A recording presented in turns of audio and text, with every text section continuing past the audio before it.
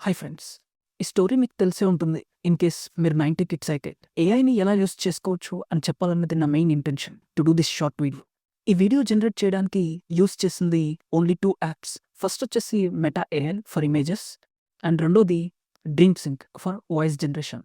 So let's get started. Anjamma, Kapilayya భార్యాభర్తలు, వాళ్ళకి 2 పిల్లలు. ఒకరోజు సాయంకాలం వారు తమ బంధువుల ఇంటికి బయలుదేరారు. దారిలో చీకటి పడింది.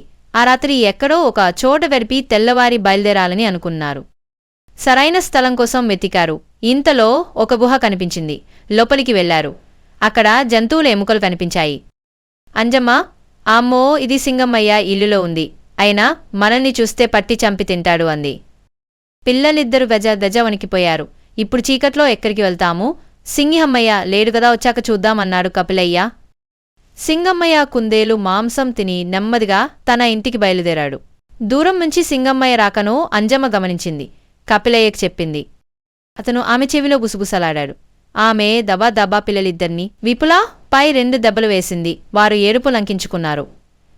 పిల్లలెందుకు ఏడుస్తున్నారు అని సింగమ్మయ్య వినేలా బిగ్గరగా అడిగాడు కపిలయ్య. పిల్లలు మాంసం కావాలని ఏడుస్తున్నారు అని గట్టిగా జవాబిచ్చింది అంజమ్మ.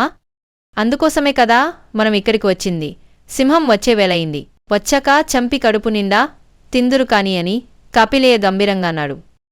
కపిలయ్య మాటలు విని సింగమ్మయ్య హడాలెత్తిపోయాడు. భయంతో పరుగులంకించుకున్నాడు. దారిలో చింత చెట్కింద చిరుతే కలిశాడు. ఎందుకు పరిగెత్తుతున్నావు అని అడిగాడు. సింగమ్మయ్య సంగతి అంత చెప్పాడు. మీ ఇంట్లో ఉన్నది కపిలయ్య కుటుంబం. వాళ్ళు మీ ఇంట్లోకి వెళ్లడం నేను చూశాను, పక్కపక్క నవ్వుతూ అన్నాడు చిరుతయ్య. అనుమానంగా చూశాడు సింగమ్మయ్య.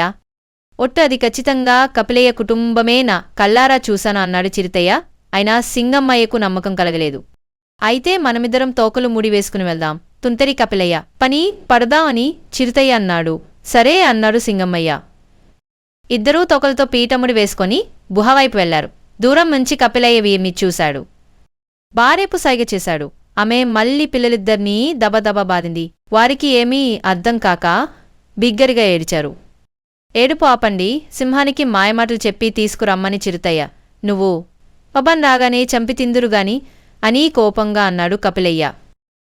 సింగమ్మయ్య అనుమానం బలపడింది. భయంతో పరుగు తీశాడు. రాళ్ళు రప్పలో మూల తుప్పల్లో పడి లేస్తూ ఒకటే పరిగే పరుగు. పాపం చూతే తోక తెగిపోయింది. సింగమ్మయ్యకు ఏడాపడి దెబ్బలు తగిలాయి. పళ్ళు మొత్తం ఊడిపోయాయి. డాక్టర్ కొంగన్న మంచి మందులు ఇచ్చిన కోలుకోవడానికి కొన్ని నెలలు పట్టింది.